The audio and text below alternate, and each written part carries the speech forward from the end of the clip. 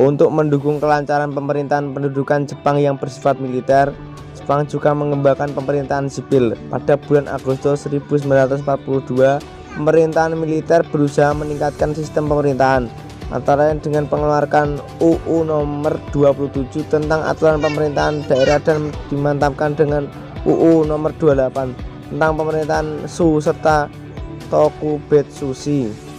Menurut Undang-Undang Nomor 28 ini, pemerintahan sipil juga pemerintahan daerah yang tertinggi adalah Shu atau Karesidenan. Seluruh Pulau Jawa dan Madura, kecuali Kochi Yogyakarta dan Kochi Surakarta, dibagi menjadi daerah-daerah Shu atau Karesidenan, Si atau Kota Praja, Ken atau Kabupaten, Gun atau Kawedanan, Son atau Kecamatan, dan Ku atau desa atau kelurahan. Seluruh Pulau Jawa dan Madura dibagi menjadi 17 Shu. Jadi 17 karesidenan tersebut adalah Banten, Jakarta, Bogor, Priangan, Cirebon, Kalongan, Semarang, Jepara, Banyumas, Kedus, Surabaya, Bojonegoro, Madiun, Kediri, Malang, Besuki, Madura. Pemerintahan Shu itu dipimpin oleh seorang Sucokan. Sucokan memiliki kekuasaan seperti gubernur. Pada zaman Hindia Belanda meliputi kekuasaan legislatif dan eksekutif. Dalam menjalankan pemerintahan, Sucokan dibantu oleh Cokan Kambung atau Majelis Permusyawaratan Shu. Setiap Cokan Kambung ini memiliki 3 BU atau bagian, yakni Naisebu atau bagian pemerintahan umum, Kaisabu atau bagian ekonomi, dan Keisatsubu atau bagian kepolisian.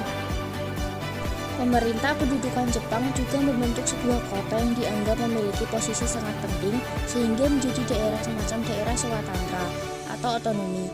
Daerah ini disebut Tokubetsushi atau kota istimewa yang posisi dan kewenangannya seperti Shu yang berada langsung di bawah pengawasan Gun Seikan. Sebagai contoh adalah kota Batavia. Sebagai Batavia, Tokubetsushi di bawah pimpinan Tokubetsushiko. Pemerintah Jepang juga membentuk Tonarigumi yang pada masa sekarang ini kita kenal dengan rukun tetangga atau RT. Tonarigumi ini digunakan oleh pemerintah Jepang untuk mengawasi gerak-gerik rakyat agar dapat dipantau oleh pemerintah Jepang. Alasan Jepang membentuk pemerintahan militer yang dilengkapi dengan pemerintahan sipil. Kemudian, mengapa daerah itu dibagi-bagi?